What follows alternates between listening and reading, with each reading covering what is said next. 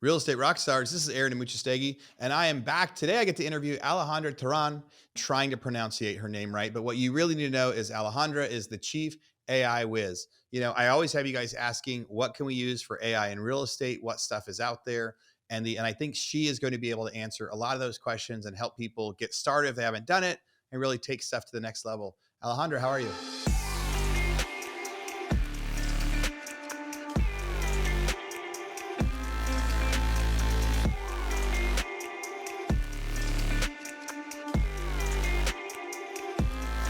Aaron, I'm doing great. Thank you for having me. Yeah. Have you been involved in real estate long or in AI long? Both. I've been as in real estate. I'm a real estate investor. I have an agent license since 2014, primarily because I wanted to get into real estate investing. So I've been, property management through a board of directors, investing. I'm a landlord.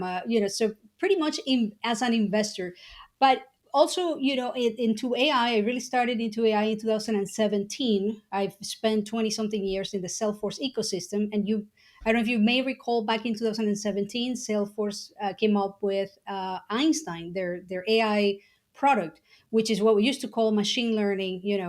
Not the same thing that we talked about, not the same AI as today. And so, since ChatGPT, Gen AI became mainstream, I pretty much went all in, and I started focusing on real estate because I saw tremendous opportunity to use AI to help agents, to help brokers market themselves, generate more quality leads, automate processes.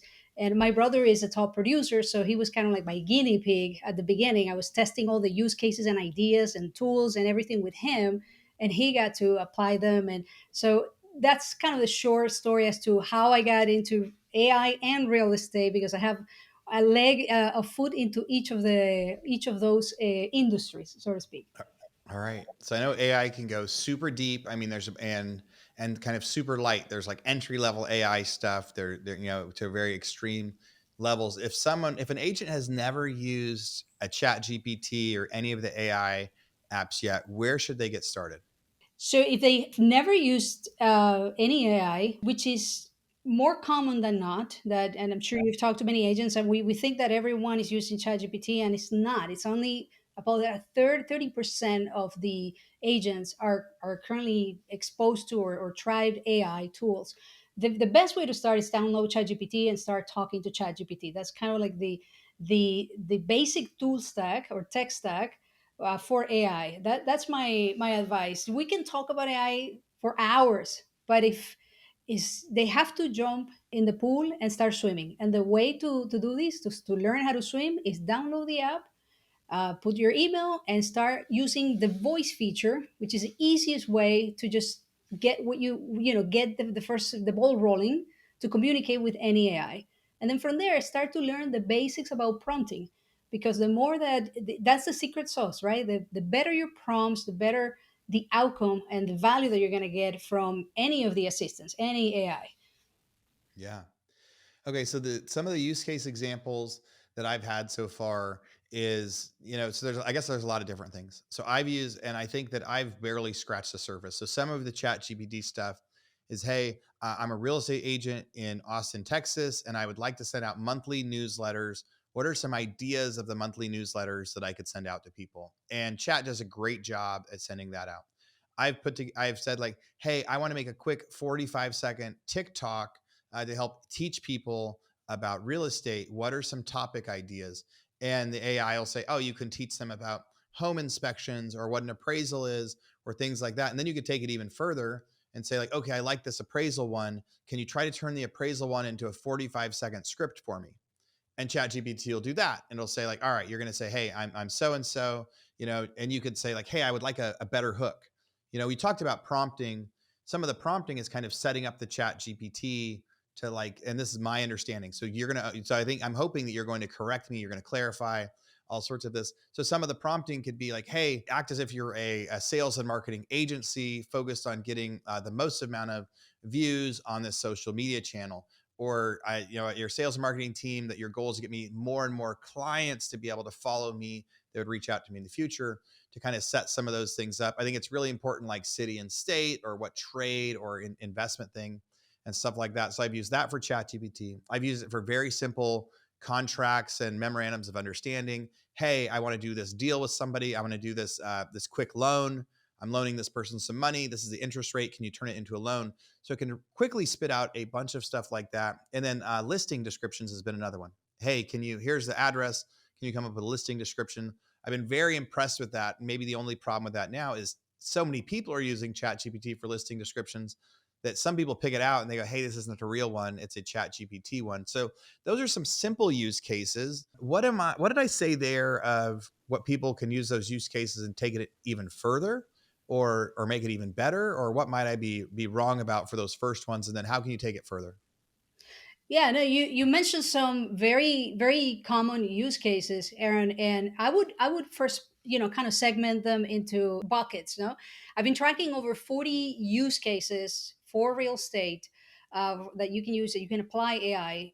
For example, there's a business strategy, right? Help me create a business plan that is one of the most dreadful activities, right? Who loves to sit down and do a business plan and think about your goals and all that. You can literally use ChatGPT as your coach, and we pay a lot of money for some of these access to some of the experts and coaches to guide us through this process. Well, think about an easy free way to do this. So everything that has to do with business strategy, your marketing plan, all of that. Then there's the generating, using AI to generate content, marketing content to stand out, which a lot of the use cases that you mentioned fall into that bucket. I think that's one of the no, the biggest one of the biggest opportunities is to use it for marketing content. The next one is everything related to sales. How do you use AI to help you improve, your level up your sales negotiation skills, your go to marketing strategy, generate more leads, right? Think about creating lead magnets and also automating some of the interactions, right, that you get with clients through social media, through WhatsApp. So all of that. So that's the third bucket, right? Everything sales and client facing related. And then the fourth bucket is operational, right? Everything that you can use AI to help you work smarter, to help you become more productive, save time, save 20 hours of your time. For example, is one of the benefits that I see with the top producers and agents that I work with, using trained GPTs and automation tools. So, but going back to what you were, how you're using AI today, and if we take someone from starting with, opening ChatGPT for the first time and basic prompting, I would say that, the first thing to think about is to start applying or start using AI. Give the AI a chance to help you with what you're working today, with what you're trying to do, because the behavior, the mind shift is one of the hardest things to do. We're dealing with a technology that is not just a new gadget or an upgrade on a technology. It's really a mindset shift. So the first thing to do is give it an opportunity and think the next time you're going to have to sit down to write a listing, to write that blog, to write that post, is give ask AI, and there's a very simple way to start prompting or to think about a structure or a framework that I use, which I came up with these acronyms so that it's really easy to remember. It's RICO, okay, RICO. So the R is give it a role, and ultimately the objective of what you want your AI to help you with.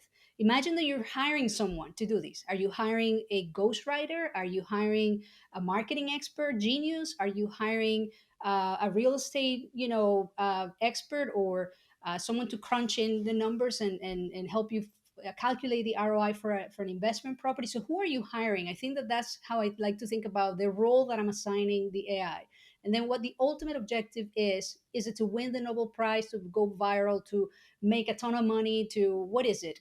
Improve your conversion. The ultimate goal, it's very important that you share that with your AI so it can help you better. Then the I are the specific instructions. So I is for instructions. Tell it what are the steps and the specific tasks that you want it to perform. The C is for context. So anything that is relevant for your AI to know beforehand, before it spits out an answer. And those could be examples of your writing. You have tons of podcasts and content or online, so you can easily download the best performing videos and podcasts or newsletters that sound like you, that are getting the attention, are adding value, and feed them to your AI as examples to mimic, to try to replicate. And then finally, the O is for output. It's, how do you want this answer? Do you want it in a table format? Do you want it, short paragraph, 3 bullet points, executive summary, a white paper, and anything that you don't want as well. The limits, the limitations. Give me this in 300 characters, or never include these words. Okay, I have a list of banned words never to use because it sounds like AI wrote it.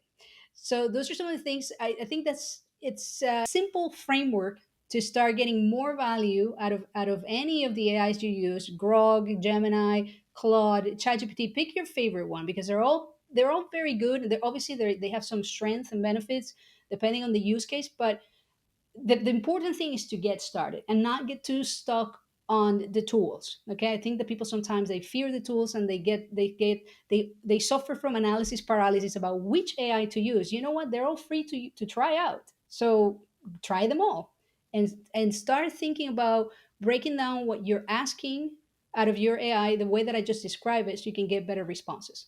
All right, there's a lot to unpack there. I loved the example of being able to upload stuff to the AI to train it. So we're gonna try to build a real estate prompt on that business plan idea. So we're gonna say like, hey, so I just pulled up the Chat GPT app on my phone, and we're gonna say, so first this would be as if we're hiring a real estate coach. We're a new agent. We want to make $300,000, in within the first 2 years. We're in Austin, Texas. We don't know where to start.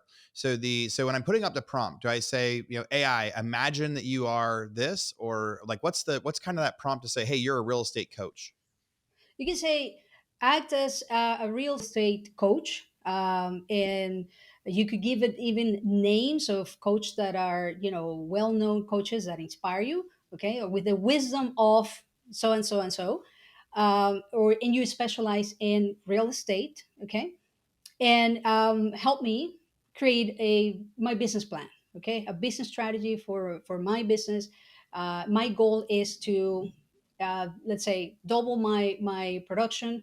And you can share for example, what is your gross income, your average transaction. You could actually download from the MLS the list of transactions that you've closed, that you've done, that you've worked on for the past 12 months, and ask the AI to analyze it, for example. And it will give you an analysis to say, okay, here's your average transaction, then the volume, etc. So give it as much information. That's the context part, okay, about your business. But to start, the role is what I mentioned, and then the instructions is, I want you to help me craft a business plan, including, the SMART goals, for example, my marketing plan, my financial plan. So, and walk me through this step by step. So, for something a complex activity like the one you're describing, Aaron, I would suggest to chunk it, to start with a question about, to basically ask the AI, ask me questions about my business. Okay,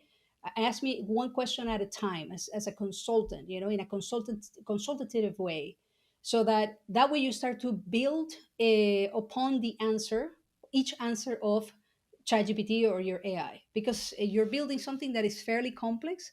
So you're going to get a better result if you take it a step at a time. And the simple trick is have the AI interview you, asking you questions. Okay. So I'm probably going to because of the amount of time we have here. I'm going to cut it down slightly. I'm going to take some of that over there, but I like that idea of the interview, right? Like, hey, I need you to coach me, see where we can get started. So I put in here, act as a very experienced real estate coach that helps real estate agents grow their business, similar to, and I named a real estate coach out there. I'm a new real estate agent in Austin, Texas. I would like to make $300,000 within the next 2 years. How do I get started? Can you help me create a business plan? Can you give me summarize in 10 steps for me to grow my business? Feel free to ask me coaching questions to customize. And we'll see what it comes out, right? It says, perfect. Let's treat this like a coaching session. I'll outline a business plan, give you 10 steps to 300K, and then ask you some coaching questions. First, let's do some quick math. $300,000 in gross commission income. Average home price in Austin is $500,000. Average commission 2.5% is $12,000 per closing. This means you need to do 24 deals per year, or 2 homes per month, or 48 over the next 2 years. Very cool. Very cool start for people to put their goals on the board, because a lot of times people have a goal, I want to make a lot of money. And chat, and when we're helping people with goals, we try to tell them, okay, let's back into what you need. And chat already knew to kind of do that. And then it said, I'm just going to go through the first two steps, right? But it says define your pillars of lead generation. It says first choose 3 to 4 sources: sphere of influence, open houses, online leads, social media, farming, and network. Don't try everything, just choose 3. Now, I could probably ask chat more about those. Hey, this is my personality. This is where I live. What do you think? Do you think I should do sphere of influence? Or I don't know anyone here, so I don't have a sphere of influence. I just moved here. And then next it says build your database, create a list of everyone you know in Austin: phone, email, social media. Get 250 plus people in your CRM. Commit to 5 meaningful conversations a day about real estate or life. And then the next one was said commit to open houses and local events. It goes into some details. It says master social media marketing. It goes into some details. Neighborhood farming is an item. Scripts and conversions is an item. Create the follow-up system. Build partnerships. Track and measure. And then mindset and accountability. So it's this really long thing, right? It gives me like 5 or 6 pages. That is a great starter point. That is like a great starter point for somebody of using it for coaching. And then that could be more interactive, where I say, well, what do you mean when you say this? How am I doing this? All right. So chat itself has a lot of stuff that it can do. What's like the next thing? So that's like entry level stuff. That's somebody starts to play with chat GPT. They get some coaching. And you said there's a part where we'll get into like operational and like custom GPTs and stuff like that. But what's kind of the next step? Which software or which apps out there are you seeing people use for? It could be lead follow up. It could be content generation. It could be video generation. Things like that. What are like 1 or 2 other kind of good software pieces out there? Great question. I actually uploaded. I contributed to your Our vault of toolbox. Yeah. resources. Exactly, your toolbox, a document what I call the 12 best AI tools for real estate agents. So some of the tools aside from ChatGPT are, for example, Canva has a ton. Obviously, it's a graphic design application. Many agents use it for all their marketing stuff, but it has so much built-in AI features that allow you to, create images, create videos using Google's latest VO3 technology or model. You can. The hack is that you don't even need to pay for it directly. You can use that through Canva. It can help you translate materials, documents that you create immediately. Bold create posts. You can literally generate the idea of the content, like for example, myths and truths in real estate or for your market. Okay, you create that a little table in ChatGPT, and you use a feature called bulk create to upload all of that, and it will generate 30, 40, 60 posts, content for 30 days using AI. So Canva is one of those. Virtual staging tools is another category. I personally tested over 20.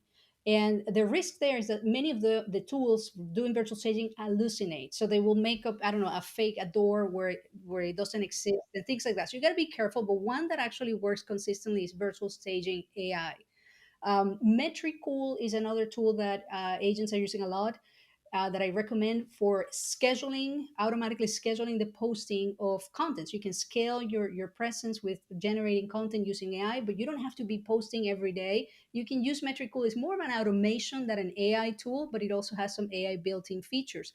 Obviously, Gemini has, oh my God, has really upped their game this year with so much innovation. So again, it's free to try. You can use Gemini, ChatGPT, and Perplexity. Which, by the way, if people go to if you agents go to Perplexity and just Google Perplexity PayPal, you can get a year of Perplexity free per Pro for free for 12 months, connecting your PayPal account. So that's a little a tip that I'm leaving everyone here, so that you can benefit from getting a subscription to Perplexity, which is another assistant like ChatGPT. But the cool thing is that it has access to all the models. So with one subscription, you can pretty much access Claude, ChatGPT 5, all of them, and you get a whole year for free. I'm not affiliated with that, any of that, but So how does that work? For example, so Perplexity, you would ask the same questions you would ask ChatGPT, but it pulls it in from a bunch of different models to give you different answers, or do you specify which model? you can specify. So they're like a wrapper. They have their own model, which is great for research. It's for, it's the best model right now to conduct market research. But on top of that, it's like a wrapper because it is connected to a bunch of models, premium models, the latest Claude models, Claude Sonnet, Gemini 2.5, Grok 4, ChatGPT 5. So with one AI, you can pick and choose the model. And you can use, for example, Claude for things like writing, because Claude tends to understand the context a little bit better than all the other ones. So it tends to write more in a more humanized way. So I would choose Claude for that. Okay. But it's very very powerful. I think underutilized AI right now that I would highly encourage everyone to go and check it out. But a couple more tools on the topic of tools that I think are a must for agents are HeyGen for creating AI avatars, hyper realistic AI avatars, and creating marketing content with that. And many. Tell me about that one because I've seen the one where you can like upload a few videos of yourself on a podcast, and then it kind of makes a video of you, and then you could tell TikTok, or sorry, you can tell chat like, hey, what's a 30-second video I should make? It'll tell you what to say. You could plug it into the model, and the model actually makes a video of you talking. Right? Is that what you're talking about with that one? You would use chat to create a script, and then you go to HeyGen where you would create your avatar, your hyper realistic avatar with just a 2 minute video of yourself. You can create your avatar, and you can create 300 different variations of you, different t-shirt, different background, all of that. And then you just cut and paste the script, and you render the your avatar saying whatever is on the script. And you can also clone your voice. You can use the professional clone voice using 11 Labs, because the voice part of the what gives it away is that the voice sometimes sounds a little bit robotic. But if you use 11 Labs, which is the best technology right now for cloning your voice, and you marry the two, you just connect the two tools, you have a much more hyper realistic avatar. Like half of my videos and my students' videos are created with exactly this process. And I can tell you that sometimes only my mother can recognize that is my avatar and it's not me. So at the beginning, 3 months ago, we would be having a very different conversation because the videos sounded super robotic. But this hack where you clone your voice with 11 Labs and marry the two, it's a game changer. How do you spell Hey Jen? HeyGen is HeyGen.com. HeyGen. Okay. So hey Jen, like hey hello, and then Jen Like like hey, generator. Yeah. So exactly. so heygen.com, that's where you're creating these avatars, and then you're also using the other software that it kind of links together to make the voice replication even You better. got it. 11 Okay. Labs. Hmm. 11 Labs. And a Exactly. bunch of so many cool things in there, and that's a great way to scale. I mean, you could essentially use that and chat and make 20 different videos in a matter of minutes, right? And then you could use one of your other tools to upload them, and it still is. Now there's always the risk that if you still want to customize those things. I mean, I would say you still want to customize them a little bit so the people don't get, so it's still you, right? Because what people really like is you. But I've seen the videos that are just so impressive when they do them, that it just matches really really well. So let's jump to like the custom GPT type stuff, because like I've heard, because there are so many cases in different businesses where we're like, god, we should be able to automate this. Meaning, I've got, in one of my companies, we have to hit there's like 100 websites that every day we've got to go in and like download the latest PDF, and then we track it somewhere, and then we upload it somewhere. And I'm told those are tools that an AI, a built AI system should be able to do, or a custom GPT should be able to do. I've seen now like some apps starting for like management of like customer service requests for like an apartment complex or things like that, or even outbound texting and calling, following up with our tenants to say like, hey, why haven't you paid your rent yet, or things like that. What are some of the integrations or some of the use cases that you've started to study? Yeah, so custom GPTs is one of the easiest way to get started with automating a repetitive task inside ChatGPT. With the paid plus subscription, which is $20 a month, anybody can go and create a GPT. You give it instructions to be able to replicate one task really well, focus on one task and not trying to do 20 different tasks. That's not what GPTs are for. And you can train that GPT with your documents. Okay, you mentioned documents, so you can just upload a bunch of documents, and that way you can consistently generate an output, okay, like write the next viral video script or write my blog, okay, because it's already trained with your documents. But in terms of other tools that I'm playing with, so for instance, for automating client interactions, as you mentioned, you could use something like ManyChat, okay. ManyChat is a great way of answering messaging leads and clients through social media. Okay, so if someone contacts you through Instagram, direct messaging, or WhatsApp, ManyChat can help you basically pre-qualify a lead. Okay, with a specific workflow, can help you have an initial conversation in book a call or deliver a lead magnet. Right, comment the word real estate rock stars, and we'll send you the guy. And you don't have to have anybody delivering the guy. So that's automated through ManyChat. But another one is so aside from ManyChat, you can use automation workflows. So that would be like level 3, okay. And you probably want to work with someone that has some experience using things like Zapier or Make.com or NAN to be able to automate certain workflows. Um, One more thing that comes to mind is you mentioned being able to call out a leader or for example, one of your tenants. One tool that I've been playing with, and I see that I've done some videos there in my Instagram account, is Bland AI. Bland AI is an amazing tool to be able to generate outbound calls. So imagine someone is interested in one of your properties and they fill out a form or they send a message. You can call them immediately with an AI voice.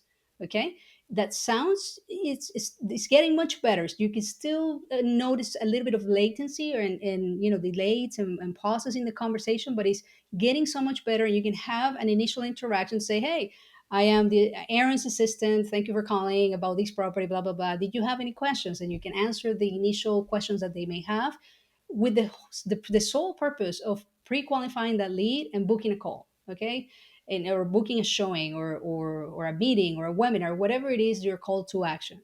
So that's another great tool that is a little bit more advanced, but the technology is getting where we can start to play with it for certain use cases. So that's bland AI. Like Bland AI, the yes. I've seen ads for kind of these outbound cold calling tools that the or maybe it's not really outbound. Maybe it is somebody's filling out a form and it's calling them back. GPT can answer some of them, and then says, this would be better if we scheduled an appointment. There's this one video where the guy goes, "Wait, am I talking to a bot right now?"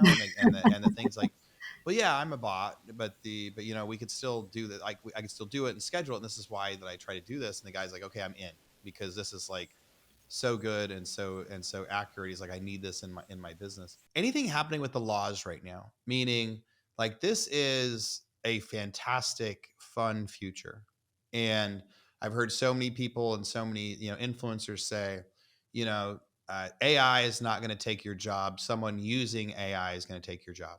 So essentially, you got to be on the forefront of this because it can turn every agent into like 10 people, right? When we first started using Chat GPT for even logo, like making logos, it was right. It's not going to take away your graphic designer's job, but the graphic designer that uses this is going to get more jobs. They're going to be able to do more because they can do logos faster. Do you think there's going to be have you heard anything about any sort of framework or laws that are coming up that are going to start to limit when we're allowed to use it or not? There's now when someone posts on social media and someone else goes, "That's AI." That's like an AI generated video thing. And I've played with that stuff a little bit. And it's really cool to be able to make the AI videos. I haven't really found the best app to do that. It's like, hey, make an app of a real estate auction happening, or make a video of like, guys doing a construction project and the guy in the middle of it saying this. I haven't been able to get the videos to do kind of what I say. But then I've also seen people that start say, hey, we should label these. So I guess that's a two-parted question. The video question was almost like a separate comment. But do you think there's going to be any laws that are coming up that are going to make using these AIs tougher? I think that, yes. So I'm tracking, for example, when it comes to AI legislation, the one that passed last year in Europe. It's called the EU AI Act, and it went into effect last year. So it's becoming kind of like the GDPR for AI.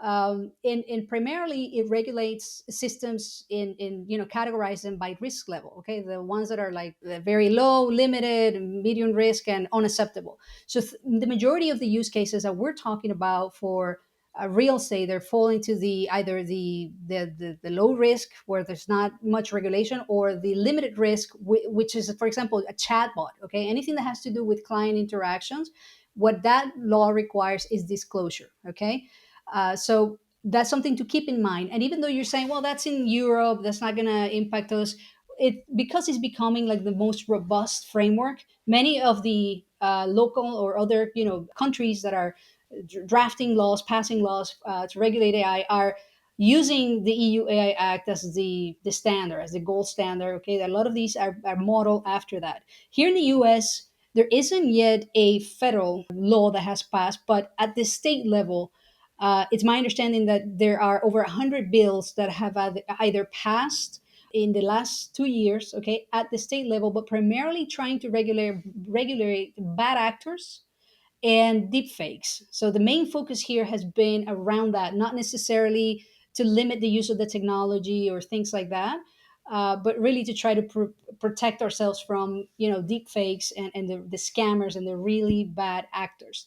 So in the U.S., I think that the Stargate project that passed in January, where the administration announced that they're going to be investing $500 billion into the private sector over the next 4 years, and now there's another AI act that passed a couple of months ago. They're part of what they're trying to do is there's a lot of focus, a lot of investment. AI is a national priority now, but when it comes to regulation, they're keeping it really. The government, is keeping it very, very loose. It's a little bit of the Wild West, except when it comes to deep fakes, as I already mentioned. So that's a little bit of where we are, but I do expect more regulation and structure around these in the next few years, especially because it's a technology that is changing. But every week we realize that it can do something that we didn't even imagine 3 months or a year before. So it's going to be it's going to be a priority at some point to continue to regulate it and make sure that it can work for us, and that we can figure out a healthy way of working with AI. And you mentioned that famous quote of AI is not going to replace you, but someone that knows AI will, which was the initial, I guess, the initial pitch by many leaders, including NVIDIA's CEO and so on. But I think that 2 years later, we're having a more realistic dialogue about the impact of AI overall across industries in the workplace. And now we're seeing a little bit of the effects, no, after 2 years of what AI can do. And now the shift is this narrative to where AI might potentially replace or eliminate uh, half of the jobs, the entry level jobs, in the next 2 to 3 years. So if we think about the corporate jobs, so we're having a little bit better understanding about what it can do, what's the potential, and where the impact might be. So for us as agents and brokers, we need to pay attention. We need to start using AI.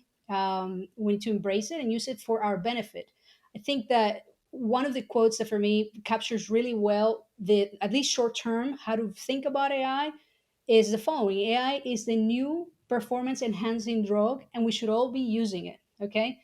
So at least short term, that's what I want to challenge everyone here to think about and to start taking the first step and jump in the pool and start using it.